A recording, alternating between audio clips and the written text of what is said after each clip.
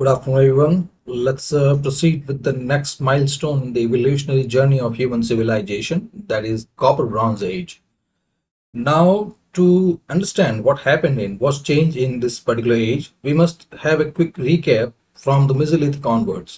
क्योंकि उसी से पता चलेगा कि क्या क्या changes हुए and how all those changes finally got a new form. They were finally channelized into making something new. How they were called a template for further upgradation, further evolution of human civilization. So Mesolithic की बात करें तो इसमें semi-sedentism and then the exploitation of aquatic resources, क्योंकि environment change हुआ था, warming शुरू हुई थी, तो फिर उसके साथ composite tools आए, composite tools along with microliths, क्योंकि अब जो फ्लोरा एंड फोना है दोनों ही अबंडेंट थे, but most of them were diverse and small. So small game के लिए टूल टेक्नोलॉजी के अंदर चेंजेस हुए, tools for composite microliths. Then उसके साथ ही एनवायरनमेंट चेंज हुआ तो एक्वेटिक रिसोर्सेज भी आ गए, तो फिशिंग इक्विपमेंट, फिशिंग गियर्स भी आ गए. But overall it was an age of semi sedentism and semi domestication. फिर बात करते हैं न्यूलिथिक की. सो न्यूलिथिक के अंदर हम जानते हैं permanent settlement was there and the domestication of agriculture and animals दोनों थे. साथ में tools composite but more sophisticated. फिर एक्सप्लॉयटेशन ऑफ रिसोर्सेज वो भी शुरू हुआ. साथ में small changes here in there in ecology, some ecological changes that finally culminated in ecological destruction later on. लेकिन उस वक्त इकोलॉजिकल चेंजेस या इकोलॉजिकल मॉडिफिकेशन शुरू हो गए थे. तो नियोलिथिक के अंदर permanent settlement, then sophisticated composite tools. फिर टूल्स जो है उनके अंदर भी और बहुत सारे चेंजेस हुए थे. They became quite polished. फिर उनके साथ एग्रीकल्चरल इक्विपमेंट्स आ गए, small small game equipment, small game tools आ गए थे. फिर इनके साथ ही सोशल डिफरेंशिएशन शुरू हो गए थे. फिर फिर बढ़ते हैं कैलकुलेटिक पे. Now you can see the changes. हर एक स्टेज जो है it is acting as a template for evolution of a progress of the next civilization, the next step, next milestone. So Chalcolithic के लिए जो बेसिक फ्रेमवर्क है, template है, it was prepared by Neolithic, और Neolithic के लिए Mesolithic, इस तरह से. अब कैलकुलेटिक के अंदर कॉपर टूल्स वर देयर, सो उनकी वजह से एग्रीकल्चरल इक्विपमेंट बन गए.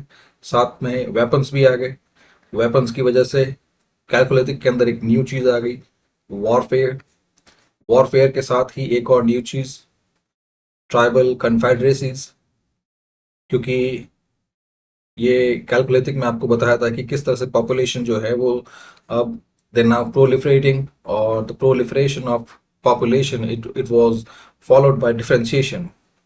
लोग जो है now they were fragmenting, they staying apart, and then they started tracing their relationship to a known distance ancestor. That's how the kinship network started forming, kinship bonds started forming. और kinship bond की वजह से ही Elman service का जो है जो nomenclature है, जो कैटेगराइजेशन है, कि इसी से फिर जो क्लान है, क्लान से फिर मोइतीज है, मोइती से फिर फ्रेटरी एंड देन ट्राइब्स, इस तरह से ये चीज आगे बढ़ती गई. फिर फोर्टिफिकेशन नेक्स्ट. वॉरफेयर है तो फोर्टिफिकेशन भी, पेरीमीटर वॉल है, द एलिवेटेड स्ट्रक्चर है, माउंड है, and finally social differentiation. And this social differentiation it was followed with the craft specialization. क्योंकि इससे पहले की एजेस में जो वर्क थे, even if they demand specialisation, but yet वो स्पेशलाइजेशन इतना सीवियर नहीं था, ये या इतना प्रोमिनेंट नहीं था कि उसकी वजह से, है ना, we have had separate class, a totally different class of the worker who specialize in that particular task. जैसे कैलकुलेटिक की बात, कैलकुलेटिक से पहले अगर हम बात करें नियोलिथिक की, मेसोलिथिक की, पैलोलिथिक की, इन तीनों ही एजेस में टास्क डिफरेंशिएशन शुरू हो गया था. कुछ कुछ लोग जो कपड़े बना रहे थे, कुछ लोग जो है व्हील्स बना रहे थे, कुछ लोग जो है यहाँ पे जो सेमिसिडेंटिज्म की बात करें तो वहाँ पे जो कंस्ट्रक्शन एक्टिविटीज है उनके अंदर है. कुछ लोग जो है स्मॉल गेम्स में जो कंपोजिट टूल्स हैं वो बना रहे हैं. बट फिर भी जो टास्क जो था, even if it sought differentiation, but most of the tasks they were interchangeable. कोई एक आदमी नहीं कर रहा तो दूसरा कर सकता है, एक आदमी दूसरे के काम कर सकता है। जो एग्रीकल्चर में जो the person who was equipped for agriculture work, वो उसके साथ जो कंपोजिट टूल्स भी बना सकता है, स्टोन टूल्स भी बना सकता है। सो उस वक्त जो craft specialisation and social differentiation ये दोनों जुड़े हुए नहीं थे। बट यहाँ कैलकोलिथिक में क्राफ्ट स्पेशलाइजेशन के साथ ही एक चीज आ गई, now the people started taking up one occupation for a long time. And वो आप जानते हैं कि एक ऑक्यूपेशन लंबे टाइम तक लेंगे तो उसके अंदर स्पेशलाइजेशन होगा। सो उसी की वजह से जिसके पास अच्छा वर्क है, लाइक क्राफ्ट स्पेशलाइजेशन के बाद जैसे ट्रेड है, ट्रेड नेटवर्क्स हैं, तो वेल्थ एक्यूमुलेशन हुआ। वेल्थ एक्यूमुलेशन की वजह से फिर वही social status, prestige, leadership role, फिर इसके साथ ही जो एब्स्ट्रैक्ट थॉट्स हैं उनके लिए भी एक new category, the religious leaders, religious person, priest, ये सब। सो ये था कैलकुलेटिक तक। तो अभी तक आपको समझ में आ गया कि इस पर्टिकुलर एज के लिए, कॉपर ब्रॉन्ज एज के लिए जो टेम्पलेट जो है वो क्या था। मीसोलिथिक से कैलकुलेटिक तक जो भी चेंजेस हुए हैं या जो भी टेम्पलेट्स क्रिएट हुए because of culmination of changes, because of accumulation of small changes here and there, and all of those changes they finally got a new display upon which a new, totally new civilization occurred, or the new civilization went on, progressed. सो ये मैंने आपको इसलिए बताया, ये recap इसलिए लिया कि first it help in finding the template upon which our civilisation progress. Template I am talking about the milestone through which our ancestor trace that whole journey. And second इसका पर्पस ये है कि from now on, from copper bronze age onward, you are going to look at the changes that will appear more in narrower form. जो broader category है वो अब खत्म हो जाएगी, and then the changes will be narrower but more concentrated. तो it's like changing from macro to micro scale. The sophistication, the advancement will be in this category or in this linear shape. So जैसे अब जो मैंने ये कहा है कि narrower है, ब्रॉडर नहीं है, तो उसमें ये है कि इससे पहले जो चेंजेस हो रहे थे, लाइक यही हम उसकी बात करें, म्यूजोलिथिक की बात करें तो सैमेसिडेंटिज्म, फिर कंपोजिट टूल्स, फिर एक्सप्लॉयटेशन ऑफ एक्वेटिक रिसोर्सेज, फिर एम्प्लॉयमेंट ऑफ बो टूल्स, फिर बो एंड एरो, इस तरह से ब्रॉडर लेवल पे चेंजेस थे। अब यहाँ पे the changes they will be funnel in that intricate thing that will make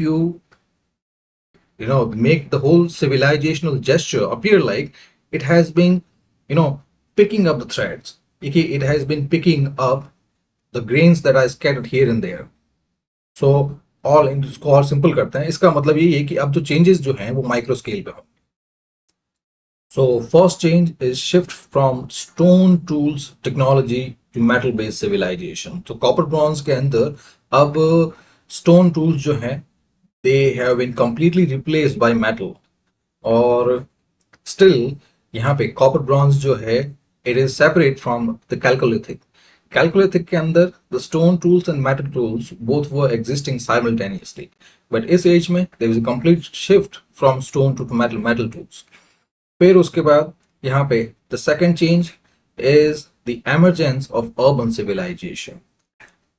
Then फिर उसके बाद the employment of the use of tin or mixing of tin with copper to produce bronze, और उसकी वजह से जो टूल सोफिस्टिकेशन है वो और एक स्टेप, एक नॉच हायर हो गया, जो मैंने अभी आपको बताया, जो माइक्रो स्केल पे। यानी अब जो चेंजेस जो हैं वो इस तरह से हैं कि पर्टिकुलर जो टेम्पलेट, जो कैलकुलेटिक का टेम्पलेट है उसी पे आगे बढ़ेंगे, ठीक है, और चेंजेस जो है उन्हीं जो पुराने जो चेंजेस हैं, पुराने टेम्पलेट्स हैं, उन्हीं को और फर्दर उनको एडवांस करेंगे। तो यहाँ पे कॉपर टूल्स में टिन मिला के ब्रॉन्ज, लेकिन इसी के साथ जो रिवोल्यूशन या कह सकते हैं जो चेंजेस हैं वो टूल इन्वेंशंस में नहीं हुए। जो ऑलरेडी टूल्स हैं, जो ऑलरेडी वेपन्स हैं, उन्हीं को फर्दर अपग्रेड कर रहे हैं। ये है मतलब माइक्रो। फिर ये देख सकते हैं कैलकोलिथिक फेज में, आपने पिछले में देखा, ये आहड़ बनास कायथा जोरवे मालवा। फिर ब्रॉन्ज जो है वो अर्बन सिविलाइजेशन में ज़्यादा है, लाइक हड़प्पन सिविलाइजेशन कह सकते हैं। और यही जो अगर ग्लोबल सिविलाइजेशन की बात करें तो मेसोपोटामिया है, इजिप्ट सिविलाइजेशन है, मिनोअन्स है। सो ये इसका इंट्रोडक्शन हो गया। And finally, from the anthropological perspective, this era, this copper bronze age, it illustrates the first large scale integration of material technology with social structure, which is a hallmark of cultural evolution. तो ये इसलिए ये चीज इसलिए बोली है social structure वाली, क्योंकि आप यहाँ पे आगे देखेंगे when we talk about urban civilization, so they have to be some changes that we can call that they reflect a urban lifestyle. सो आगे आप जो सिटी बेस्ड प्लान स्ट्रक्चर जो हैं वो आप देखेंगे, जैसे हड़प्पन सिविलाइजेशन में। देन फिर जो cradle of urban civilisation Mesopotamia है, उसके अंदर आप जो द इन्वेंशन ऑफ राइटिंग वो भी देखेंगे। तो ये सारे जितने भी चेंजेस हैं, इससे पता चलता है कि ब्रॉन्ज एज में जो है ये सेपरेटेड इसलिए है क्योंकि इसमें वही जो चेंजेस जो हैं अब एक डेफिनेट डायरेक्शन की तरफ जा रहे हैं। फिर बात करते हैं bronze age a technological innovation. तो ये तो बहुत बेसिक चीज़ है कि जो मेटल टूल्स हैं या they are lot better than the stone tools. और फिर कॉपर में और ब्रॉन्ज ब्रॉन्ज में बात करते हैं तो कॉपर टूल्स जो हैं they were soft and they go out quickly, but bronze by mixing tin with copper, इसकी वजह से टूल्स जो हैं they became harder and more durable. फिर एक इंटरेस्टिंग जो चीज है ये है कि this innovation alloying copper with tin, mixing copper with tin to produce bronze, this might have occurred in Anatolia, modern day तुर्की और ईरान।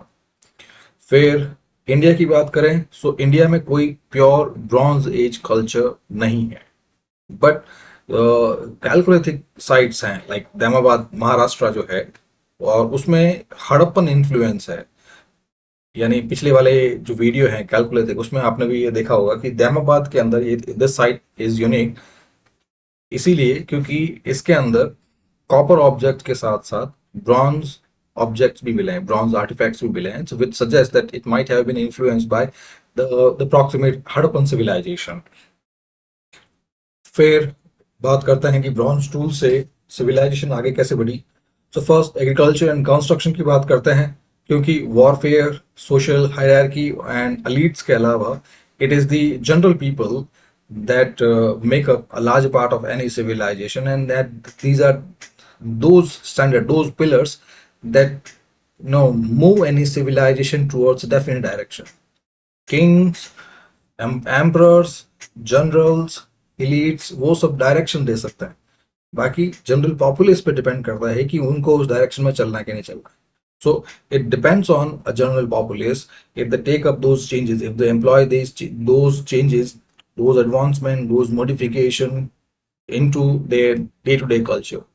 क्योंकि उन्हीं के डे टू डे वर्किंग के साथ, उन्हीं के डे टू डे एम्प्लॉयमेंट के बाद वही चेंजेस जो हैं वो आगे बढ़ेंगे। सो ब्रॉन्ज टूल जो है, yes they were quite beneficial, क्योंकि कॉपर का आपको बता दिया। फर्स्ट स्टोन टूल्स जो हैं वो तो पूरे खत्म ही हो गए। देन कॉपर टूल्स जो हैं उनमें भी एक ड्रॉबैक था। First, yes they were soft, malleable, and then because they worn out quickly। so इसी चीज को इस ड्रॉबैक को खत्म करने के लिए the next invention bronze, it became quite handy. तो जो एग्रीकल्चर टूल्स हैं like bronze sickles, hoes and ploughshares, वो so these tools made it easier to dig into harder soils। फिर जो कंस्ट्रक्शन एक्टिविटीज में भी चिजल्स हो गए, एक्सेस हो गए, एजेस हो गए, और इवन इनके साथ जो वेपन्स जो है, इन तीनों में भी this metal it prove quite handy. It help in acquisition of resources, protection of boundaries and increasing the production. So that's why ये हर टाइम पे यही होता है, जितनी भी एजेस की बात करते हैं, we take up any certain technology only if it benefit us. अगर उसका कोई नोन बेनिफिट नहीं है, then such technology will become a baggage। Then there is another drawback associated with the invention or and uptake of any technology, or I would like to say it, there is a drawback in generalized uptake of any technology. Generalized uptake means that new technology, it becomes quite general. It becomes a domestic thing. हर एक के घर में है, हर एक cities के अंदर है, हर एक आदमी को पता है.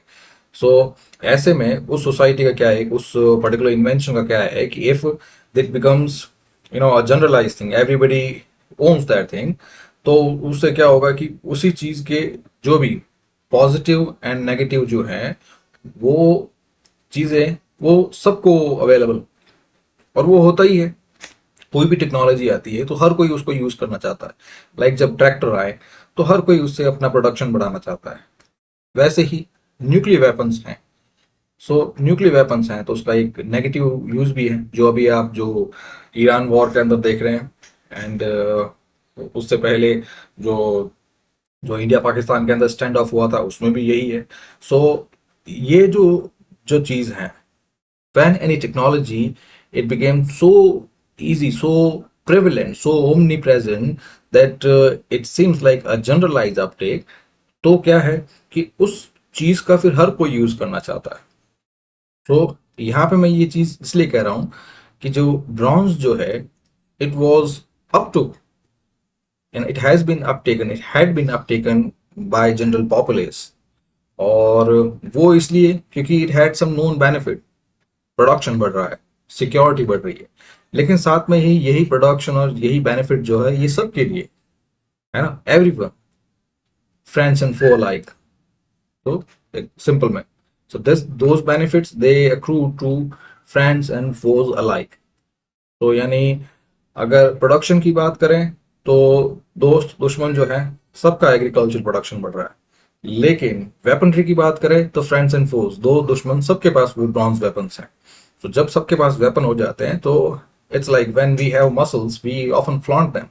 When you have a gun you are more likely to flaunt it. Flaunt means show off it because you have a certain weapon. And यही सिचुएशन जो है, अगर सबके पास गन्स हो जाए then you are likely to use it. जैसे America में है, where the gun laws, the fire ammunition laws are quite relaxed. So उसकी वजह से क्या है, हर कोई जो है वो गोलीबारी चला करता रहता है.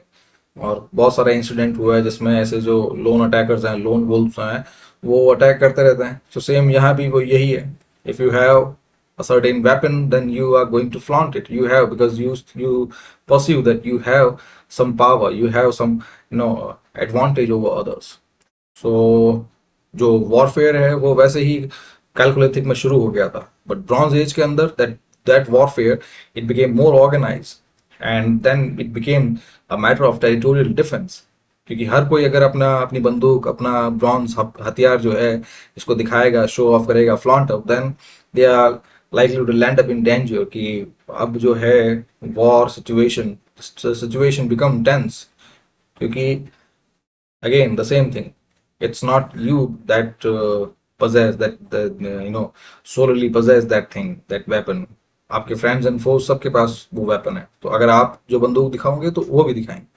और उस टाइम तक फिर यही है कि एडवांसमेंट हुआ, जो micro scale and directed advancement towards the technology that were already present there.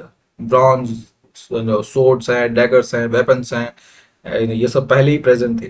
पर अब जो है bronze weapons की वजह से they became more durable, more sophisticated, and not only sharper but more balanced and efficient. फिर इसकी वजह से those community that had access to bronze weaponry, they had significant military advantage. Now this thing, same the nuclear issue here. कि जिस भी country के पास nuclear weapon है, the first country to acquire it, the United States. तो United States perceived this thing and the feeling with the then US president, it was quite similar to the leader of that Bronze Age community that had access to bronze weaponry. सो ये दोनों का जो जो feeling है, दोनों के चेहरे पे जो स्माइल है, दोनों के चेस्ट में जो पफ ऑफ है, वो दोनों सिमिलर है। दोनों को ये लगा है कि now they have some destructive weaponry that have you know that is that has some advantage, that has some edge over others. सो यहाँ भी ब्रॉन्ज एज के अंदर ही जिन कम्युनिटीज के पास वो हथियार थे, they had good, quite significant military advantage. जैसे example दे रहा है, in Egypt the bronze tip spears and axes they were used by pharaoh to dominate rival groups, and similarly Mesopotamia में भी city like Ur and Lagash they used bronze weapons. So again a saga of nuclear weaponry कि first US के पास आए, तो the Soviet Union also wanted to acquire it, and that led to the beginning of Cold War. And right now the whole world they possess around 14,000 nuclear warheads, which is sufficient to you know destroy the whole planet in many times. और जो Israel Iran war जो है, it is specially about those nuclear weapons, क्योंकि मैं PSI IR भी पढ़ाता हूँ, political science भी पढ़ाता हूँ, so I know what's going in the background. Saudi Arabia is in proximity with Iran. Now Saudi Arabia fears that if Iran you know if builds further nuclear weapons, it becomes an existential threat for Saudi Arabia. And USA is an old ally of Saudi Arabia. So here, Saudi Arabia want to destroy those nuclear warheads of Iran, and USA it tries to destroy those with the help of Israel. So बहुत ही complicated चीज लग रही है, but simple है. USA can not directly intervene in war with Iran, because उसकी वजह से उसको पता है कि उसके यूएसए में फिर जितने भी वर्ल्ड ट्रेड सेंटर्स हैं, जितने भी छोटी मोटी बिल्डिंग है, हाँ, वो उनमें भी धमाके होने शुरू हो जाएंगे. और तो उस चीज को अवॉइड करने के लिए डायरेक्टली कन्फ्रंट नहीं कर सकता, तो it brings Israel into the picture because they have an old rivalry, और वो भी इसी की वजह से, यूएस की वजह से. So you can see this whole work here. So again ये चीज पीएसआईआर की है. Now coming back to anthropology, फिर सिंबोलिज्म एंड आर्ट की बात करते हैं. सो वो भी एक, क्योंकि एंथ्रोपोलॉजी हम बात करते हैं तो हम सोसाइटी के सारे एस्पेक्ट की बात करते हैं. सो एग्रीकल्चर, कंस्ट्रक्शन, इन सब की बात हो गई. नाउ सिंबोलिज्म में या आर्ट फॉर्म में किस तरह से चेंजेस हुए. सो यहाँ पे इस टाइम तक आते थे, ब्रॉन्ज एज तक आते आते जो सिंबल्स हैं या फिर जो भी एस्थेटिक ऑब्जेक्ट्स हैं, they were made of bronze using technique, जैसे लॉस्ट वैक टेक्निक्स हैं जो आगे बताऊंगा आपको मैं. फिर एक एग्जांपल है, जैसे जो शांग डिनेस्टी है चाइना की, they use bronze ritual vessels with intricate design. और यहाँ भी एक चीज और मैं बताना चाहूंगा कि हर पर्टिकुलर एज पे कोई ना कोई जो मेटल है ना, it is a symbol of prestige. So आज जो है हम ब्रॉन्ज की बात करते हैं, पीतल की बात करते हैं. सो आज हमारे लिए पीतल जो है वो इतनी प्रेस्टीज नहीं रखता, बट जिस टाइम पे ये बना था, उस टाइम जिस टाइम पे इसका इन्वेंशन हुआ था ब्रॉन्ज एज में, उस वक्त it had Regal Prestige associated with it. यानी उस वक्त जितनी भी सोसाइटी है, उनके एंसेस्टर्स के बैरियल्स में और वर्शिपिंग में, उनके यूटेंसिल्स में, जो खाने पीने के बर्तन हैं उन सब में, या फिर जो कह सकते हैं जो रॉयल यूटेंसिल्स हैं, क्रॉकरीज हैं, उन सब में दिस मेटल वाज यूज, क्योंकि उस वक्त के लिए आम लोगों के नजर में this metal it held Prestige. फिर इंडिया में भी जैसे जो इनाम गांव है, दैमाबाद है, वहां पे टेराकोटाइन ब्रॉन्ज फिगरेंस मिली है. So all in all symbolism in art में ज्यादा कुछ नहीं, just two things: perfection, first perfection, and then replacement. जो कॉपर ऑब्जेक्ट्स हैं उनको अब रिप्लेस कर दिया ब्रॉन्ज से, एंड सेकंड, जो ऑलरेडी फिगरेंस थी, जो ऑलरेडी आर्टिफैक्ट्स थे, जो ऑलरेडी सिंबल्स थे, ऑर्नामेंट्स थे, एम्बुलेट्स थे, जिस भी तरह का कोई ऑब्जेक्ट था, all of them they were perfected. फिर मेटलर्जी की बात करते हैं, जो मेटलर्जिकल प्रिंसिपल्स हैं उनमें भी अब सोफिस्टिकेशन हुए, जैसे लॉस्ट वैक्स कास्टिंग। अब लॉस्ट वैक्स कास्टिंग, जैसे जो यूपीएससी के स्टूडेंट है उन्होंने तो ये चीज देखी होगी, जो इंडस वैली सिविलाइजेशन की बात करते हैं, जिसमें वो डांसिंग गर्ल का आता है।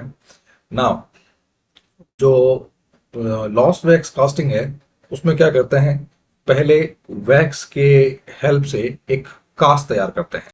जैसे जो भी बनाना है, जो भी आर्टिफैक्ट है, जो भी एम्यूलेट है, जो भी स्टैच्यू है, जैसे डांसिंग गर्ल की बात करते हैं, वो एग्जाम्पल ज्यादा अच्छा रहेगा। अब डांसिंग गर्ल है, पहले डांसिंग गर्ल बनाई वैक्स से, an exact replica was created using wax. फिर this wax it was coated with wet clay, completely coated. फिर जो जब वो क्ले सूख जाता है, either it is left to dry और इट वाज बेकेड, किसी भी शेप में, वो जो आउटर क्ले जो है, उसके जो इनर मोल्ड में है, वो जो वैक्स स्टैचू है, उसकी रेप्लिका वहां पे छप गई। नाउ एक होल की मदद से उस कोटेड क्ले को, उस कोटेड स्टैचू, वैक्स स्टैचू को, उसको गर्म करते हैं, और उस होल से वो जो वैक्स जो है वो पिघल के बाहर आ जाता है। नाउ उसी सेम होल से वहां पे उस हॉलो मोल्ड के अंदर, हॉलो मोल्ड के अंदर अब जो भी मेटल डालना है, जिस भी मेटल में, हम जब ब्रॉन्ज एज की बात करें तो ब्रॉन्ज, तो ऑलरेडी जो जो क्ले है, क्ले के इनर साइड में जो वैक्स स्टैच्यू का पूरी रेप्लिका उसकी बन गई। नाउ अब जब कोई मॉल्टन मेटल है, मॉल्टन ब्रॉन्ज है, it is poured into that, that empty mould. फिर वही जो मॉल्टन मेटल है, वो सूखने के बाद, वो ठंडा होने के बाद, वो उसकी शेप ले लेगा। फिर उसके बाद वो जो क्ले मोल्ड है, उसको तोड़ के वो स्टैचू निकालते हैं। फिर उस स्टैचू को अच्छे से फिनिशिंग टच देके, पॉलिश वॉलिश करके, फिर वो चीज प्रिपेयर होती है। That's what lost wax casting is. Then this technique also later influenced Indian bronze sculpture techniques like जो चोला ब्रॉन्जेज हैं, जो चोला स्टैचूज जितने भी हैं, नटराजा की स्टैचू है वगैरह, वो सब जो है वो यहीं से इन्फ्लुएंस हुई। फिर साथ में एक और जो चेंज है, workshops begin to appear. So यहाँ पे जो ऑक्यूपेशनल स्पेशलाइजेशन है, वो यहाँ पे clearly visible when you compare this age with that of Neolithic, Chalcolithic और मेसोलिथिक। उन सब के पर्सपेक्टिव में यहाँ पे तो जब if workshops are there, then it clearly signifies that occupational specialisation has got that much needed separate crafthood। और इसी तरह से जो मेटलर्जी है, it became a hereditary craft, कि अब जो है वही चीज फादर टू सन, क्योंकि वर्कशॉप बन गई। I believe most of the workshop they were either domestic और द रॉयल वन। दोनों में अगर एक पर्टिकुलर पर्सन जो है एक उम्र तक वही काम कर रहा है, तो फिर वही चीज जो है दोनों में from father to son, like इस तरह से वो इनहेरिट होती है। और वही जो हेरेडिटरी क्राफ्ट है, जो later became the base of varna system, the occupational classification, और वही फिर varna system later became caste system. फिर सोशल स्ट्रेटिफिकेशन, यही डायमेंशन है जो मैं बताना चाह रहा था, social stratification. So first, bronze उस वक्त के लिए it had lot of advantages then those enjoyed by earlier metals like copper और स्टोन। फिर साथ में यही मेटल जो है, it had not only the advantages, the military or the agriculture advantages or construction advantages, it also held in a matter of prestige. So उसकी वजह से जिनके पास भी ब्रॉन्ज था, they emerged at the top of social hierarchy. They were the bronze holding elites. फिर जिनके पास भी ये प्रोडक्शन डिस्ट्रीब्यूशन ऑफ ब्रॉन्ज था, like chiefs, priests, merchants, traders, they accumulated wealth and power।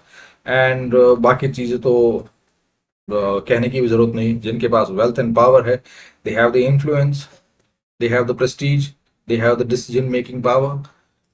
फिर और यही चीज जो है, जितने भी एलीट बरियल्स हैं उनके अंदर भी यही है कि ग्रेव गुड्स में ये चीज नजर आ रही है। और एंथ्रोपोलॉजिकली ये चीज है ना, I want to highlight this fact कि पर्टिकुलर किसी भी एज में जो ग्रेव गुड्स मिलते हैं वो डिसाइड करते हैं कि कौन एलीट्स हैं, और किस पर्टिकुलर टाइम पे कौन सा मेटल, कौन सा ऑब्जेक्ट या किस तरह का stone it was held in high esteem. So यहाँ पे जैसे यहाँ पे ग्रेव गुड्स में ब्रॉन्ज मिला है, तो so this that's what this bronze age. And this also show के ब्रॉन्ज की प्रेस्टीजियस या स्टीम क्या थी। फिर उसके बाद कि साथ में ट्रेड तो वैसे ही कॉपर एज में, कैलकुलेटिक में शुरू हो गया था, लेकिन इस टाइम तक आते आते there was rise of long distance trade networks. तो उस वक्त ट्रेड शुरू हुआ था, बट यहाँ पे again same the linear and micro changes, कि अब जो चेंजेस हैं वो एक ही डायरेक्शन में जा रहे हैं, but perfection is there, sophistication, advancement is there. So trade से अब लॉन्ग डिस्टेंस ट्रेड नेटवर्क बनने शुरू हो गए।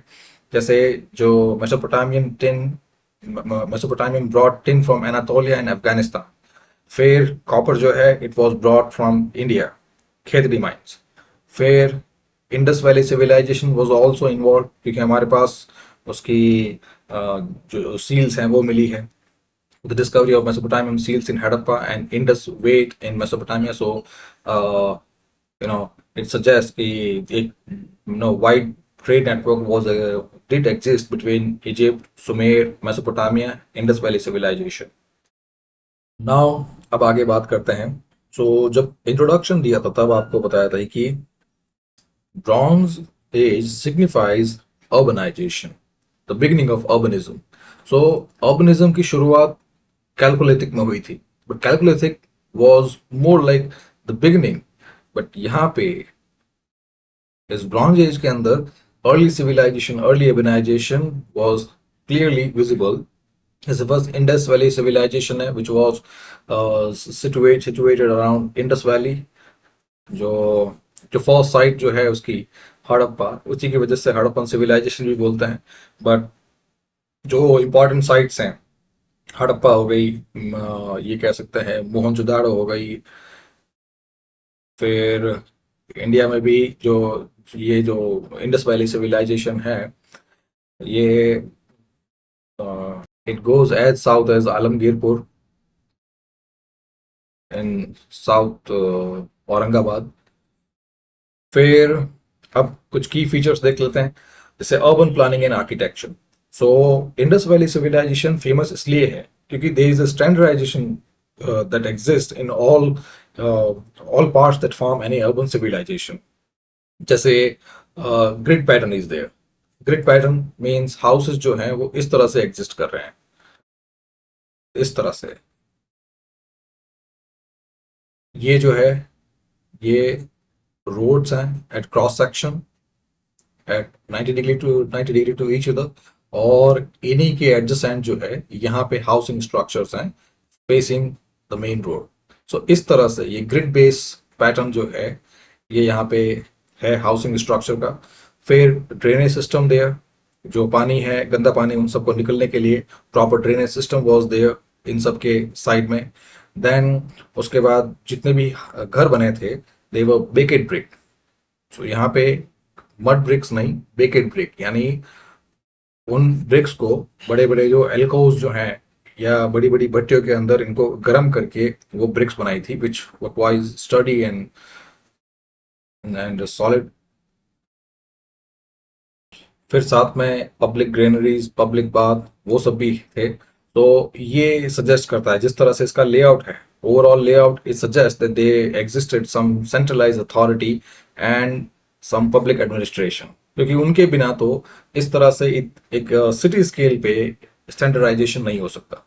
क्योंकि अगर इसकी बात करें लाइक ये जो वेस्टर्न पार्ट है इंडियन सब कॉन्टिनेंट का, एंड यहाँ पे this this one is Indus River.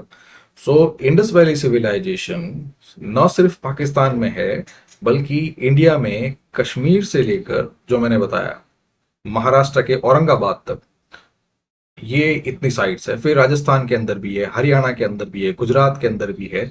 इतने बड़े नेटवर्क। फिर यहाँ पे ये कह सकते हैं सूत का गंडौर है, या फिर ये है चांहुदाड़ो है, मोहनजोदड़ो के साथ चांहुदाड़ो भी है। ठीक है। फिर ये इंडिया में भी लोथल है, कालीबंगा है। तो इस और यूपी के अंदर भी, यूपी तक ये है। सो नॉर्थ में कश्मीर, यूपी, महाराष्ट्र, एंड यहाँ पे जो वेस्टर्न एज है पाकिस्तान का, जहाँ पे आज सिंध है। सो इस इतने बड़े नेटवर्क पे ये सिविलाइजेशन एग्जिस्ट कर रही थी, which span around 1500 kilometre in length. And overall इसका जो एरिया है, ये कह सकते हैं कि ये आज के टाइम में it was comparable to any medieval era European empire. So ये मैं ब्रॉन्ज एज की बात कर रहा हूँ। उस टाइम पे एक इस तरह का एम्पायर एग्जिस्ट कर रहा था, और उस एम्पायर में ये जो स्टैंडर्डाइजेशन है ये सबके अंदर था। जो वेट्स में, इवन जो पब्लिक वेट्स हैं उनके अंदर, जो ग्रेनरीज की बात करते हैं, ड्रेनेज सिस्टम की बात करते हैं, हाउसिंग कंस्ट्रक्शन की बात करते हैं, वो सब पे यूनिफॉर्म था इन सब जगह। सो वो सब तभी पॉसिबल था जब एक सेंट्रलाइज अथॉरिटी थी। फिर जो इस सिविलाइजेशन में bronze was being used for tools, weapons and ornaments. फिर copper smelting furnaces, bronze figuring, जैसे डांसिंग गर्ल जो बताया मोहनजोदड़ो की, ये है। फिर जो ट्रेड एंड क्राफ्ट स्पेशलाइजेशन की बात करते हैं, सो यहाँ पे जो Indus valley civilization IVC, it had a clear long-term trade with Mesopotamian sites such as Ur and Lagash, क्योंकि सी वहाँ पे सील्स मिली है। एंड साथ में Indus valley civilisation it also excelled in cotton textile production, pottery, bead making and jewellery design. ये सब आप जो है हिस्ट्री के अंदर और डिटेल में देख लेंगे कि ये सब कमोडिटीज जो हैं ये यहाँ पे प्रोड्यूस हो रही थी, and then they were being traded with other cities of that time. फिर इंडस स्क्रिप्ट की बात करते हैं। सो अभी तक अनडेसिफर्ड है, और बट जो स्टैंडर्डाइज अर्बन इंफ्रास्ट्रक्चर है वो सजेस्ट करता है कि इट वाज रिलेटिवली इगलिटेरियन। क्योंकि अगर वहाँ पे कोई सेंट्रलाइज अथॉरिटी लाइक किंग या एम्परर होता, या जो सोशल हायरार्की, सोशल डिफरेंशिएशन होता, तो फिर एक बड़े स्केल पे दैट वो चीज नजर आती कि एक एलिट सोसाइटी अलग होती है, देन एक पाताल लोक अलग होता है। जो मूवी में देखा होगा कि एलिट लोगों का अलग होता है, जो नॉन कॉमन लोग हैं उनका अलग होता है, देन आउटकास्ट का अलग होता है। तो इस तरह का जो ग्रेव डिफरेंशिएशन है वो उस इस पूरे सिविलाइजेशन एम्पायर में एग्जिस्ट नहीं दिख रहा है। So we assume that it was largely egalitarian. Egalitarian means largely equal society with minor. Now comes Mesopotamia, cradle of urban civilization, and also the cradle, the first civilization to provide us writing, क्योंकि यही writing है that separate pre-history, prehistoric culture from history, या फिर कह सकते हैं in broader level, it is the writing that separate prehistory from history. जो हम मॉडर्न हिस्ट्री की बात करते हैं, ये वो हिस्ट्री है that is recorded, which means जब से राइटिंग शुरू हुई तब से लेकर आज तक की रिकॉर्डेड हिस्ट्री है, वो हम आज मॉडर्न हिस्ट्री बोलते हैं। और उसके पहले का जब जो है वो प्री हिस्ट्री। सो मेसोपोटामिया के अंदर ही हिस्ट्री, सॉरी, राइटिंग शुरू हुई। Then it was situated between Tigris and Euphrates, present day Iraq, Mesopotamia, and then it provided many empires like Sumer, Akkad, Babylon, Assyria, where they develop cuneiform writing. So अब cuneiform writing जो है it means wedge shaped writing. एक simple idea देते हैं इसका। wedge shape means यहाँ पे जो है एक एक वेट क्ले लेते हैं, सॉफ्ट क्ले टेम्पलेट ले लेते हैं, क्ले टैबलेट, क्ले पैलेट, जो भी है। अब उस पे एक रीड स्टाइलस होता है। Reed stylus means writing pen that is made up of any reed or stalk or any such vegetable pen, vegetation pen. तो ये अगर और सिंपल समझना चाहें, सो पेड़ से बना हुआ, पेड़ की स्टॉक से, ब्रांच से, किसी भी चीज से कोई उसकी रीड निकाल के, रीड जो है एक तरह से उसका एक, या आप उसकी एनालॉजी में एक टुकड़ा समझ लीजिए। सो उसी टुकड़े से, एक रीड स्टाइलस से, इस क्ले टैबलेट पे, क्ले मॉल्ड पे, क्ले पैलेट पे, इस पे वो प्रेस कर करके वो सिंबल्स बनाते हैं। So it's not like writing on that wait clay. वो कर्व में जिस तरह से हम फ्लोइंगली लिख रहे हैं रीड, सो ये इस शेप में नहीं लिखा जाता। इट्स लाइक एक ये पैलेट है, palette of clay, wet clay, और इसमें ये जो जो आइकन है यहाँ पे दिख रहा है, इट इज रीड स्टाइलस, और यहाँ पे प्रेस कर करके इस तरह से शेप बनाते हैं, और वो शेप जो है, वो सिंबल्स जो है, वो क्यूनिफॉर्म कहलाती है। फिर उसके बाद वो जो क्ले टैबलेट्स हैं, they were dried and baked to preserve the writing. So ये क्यूनिफॉर्म राइटिंग, फर्स्ट राइटिंग, और that's how the whole pre history change into modern history, the written history. फिर एग्जाम्पल के लिए ये भी आप लिख दीजिए, code of Urnammu, which was the earliest legal code। फिर अगेन ब्रॉन्ज एज है, तो उसमें साथ जितने भी टूल्स हैं वो सब भी ब्रॉन्ज के ही होंगे। फिर टेम्पल इकोनॉमी, ट्रेड। सो ये जो इम्पोर्टेंट चीज़ है यहाँ पे, जो जो सिटीज जो हैं, Ur and Lagash, they had temple complexes that manage land, grain, metal resources. जो लेटर ऑन जो जो साउथ इंडियन जो चोला एम्पायर है, इसमें आप देख सकते हैं कि लार्ज गोपुरम है, और वो उन्हीं उन्हीं लार्ज गोपुरम में वो they later became temple complexes that manage the standalone village economies। कि उन्हीं टेम्पल कॉम्प्लेक्सेस में सब कुछ है, नहाने धोने, खाने पीने, सब्जी सामान, पूजा का सामान, रहने का, no, the flower seller, the perfume seller, सब कुछ वहीं, ऑल इन ऑल पूरी विलेज इकोनॉमी जो है उन टेम्पल कॉम्प्लेक्सेस में मेंटेन हो रही थी। सो यही सिमिलर जो चीज़ है that existed in those Mesopotamian cities. फिर ट्रेड तो बता दिया, Dilmun, that is in Bahrain, Magan in Oman, and then they were traded with Indus valley civilization. फिर बात करते हैं इजिप्ट की। सो Egypt, it existed contemporarily with both Indus and Mesopotamian civilization. Then this civilization, this kingdom, it flourished along the Nile River. Fair, again, we are talking about Bronze Age. So this may be the Egyptian pharaohs. They employed bronze at large scale in the construction of those giant pyramids. Then इसमें यह है कि जो tools, जो agricultural construction tools हैं, chisels and edges, they were also used, they're made up of bronze। फिर यहाँ पे बात करते हैं, इसमें एक शुरू में बताया था कि how the Egyptian pharaohs, they used the bronze tips, spears, arrowheads, armors that were made up of bronze to secure their border and project their power over those people who did not have them। फिर उसके बाद ये कह सकते हैं कि religious artefact, statue, funerary object, उन सब के अंदर भी है ना ये ब्रॉन्ज आइटम्स मिले हैं। जैसे जो टूम्ब ऑफ नकादा है, और हायराकॉनपोलिस है, इन इन दोनों के जो टूम्स हैं, provide the lend support to this idea, this proposition that any metal at any particular age, it holds its own prestige, and that's why that particular metal, first it provides a name to the age in which it prevails।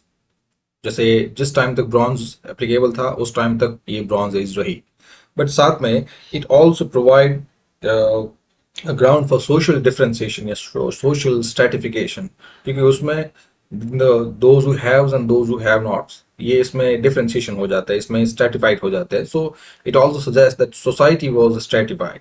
जैसे जो elite burials हैं, like जो Pharaoh के tombs हैं, tombs के अंदर अगर bronze objects हैं, इसका मतलब है कि this object, this metal at certain time held that royal Prestige.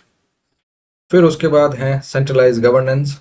So Pharaoh था, the Pharaoh led state, it had powerful bureaucracy, and then they also maintain records that enabled by writing.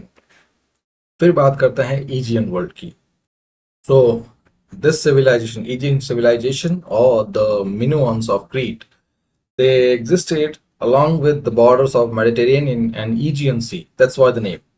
So they यहाँ पे ये civilization, जैसे हमने एक उस वक्त की civilization मिडिल ईस्टर्न civilization ले ली, एक हमने अफ्रीकन civilization ले ली, and now we are talking about some European civilization which was the first civilization that embraced bronze technology.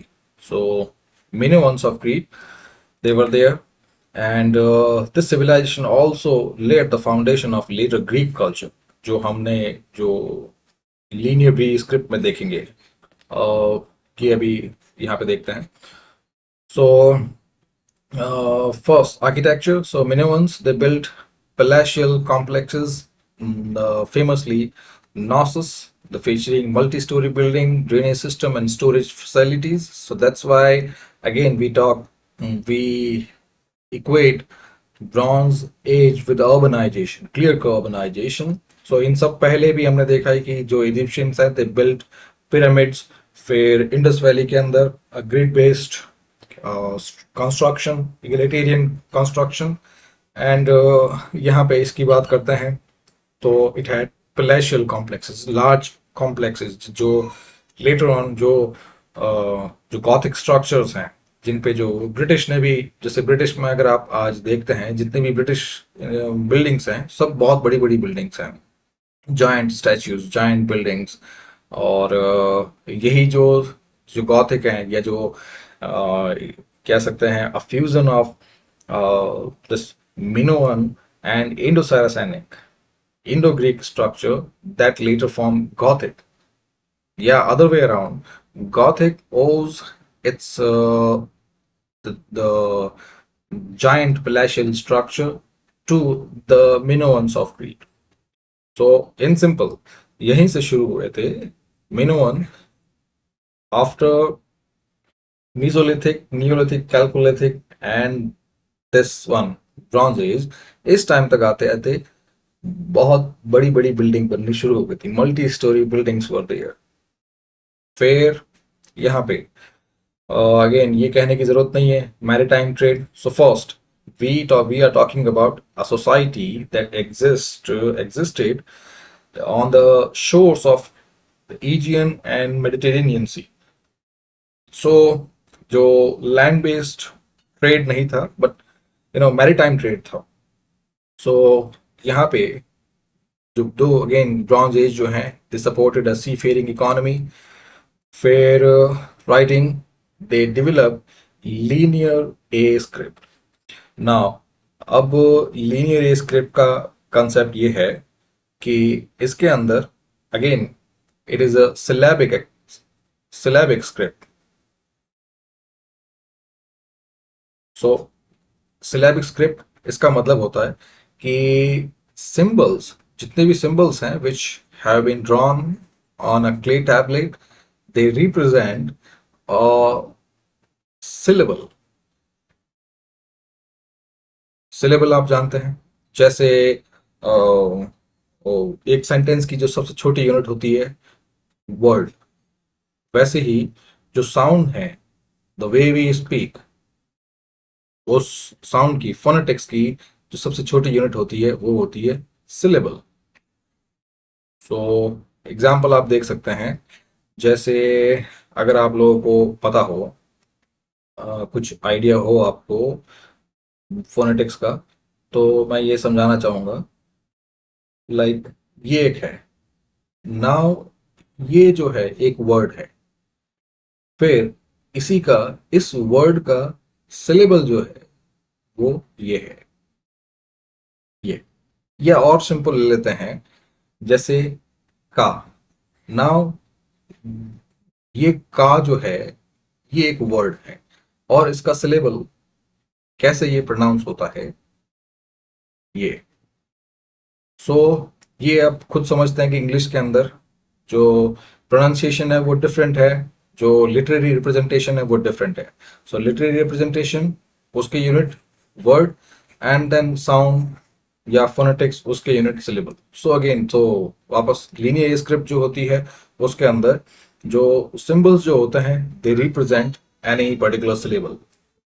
फिर ये है कि this script is it has not been deciphered so far, नहीं पता चला है, बट देन यही इसी स्क्रिप्ट की वजह से same society it provided linear B script. So linear B script के अंदर बस उसके थोड़े से चेंजेस हैं कि फर्स्ट, ये linear B script it was of later bronze age, और फिर ये है कि वो जो जो लीनियर बी स्क्रिप्ट है it was taken up by Greek, और ग्रीक से फिर वो धीरे धीरे आगे बढ़ते रोमन में, रोमन से फिर वो Anglo Saxons, and then finally भी जो हम पढ़ रहे हैं वो it is the linear B script, English. And finally, this one. So eventually, the Minoans are supplanted by the Mycenaeans, और Mycenaean जो है यही वो है that took this linear B script to the Greeks, और यही जो है from Minoan to Mycenaean to the Greek, and finally जो आज हम जो पूरी यूरोपियन सिविलाइजेशन देखते हैं, it owed their structure, their organization, their language, their culture to the Minoans. So this is it. अगर कोई क्वेश्चन है, so you can drop the comment and engage with me in the community section. So that's how we are going to interact, study together, and progress together. Thank you very much.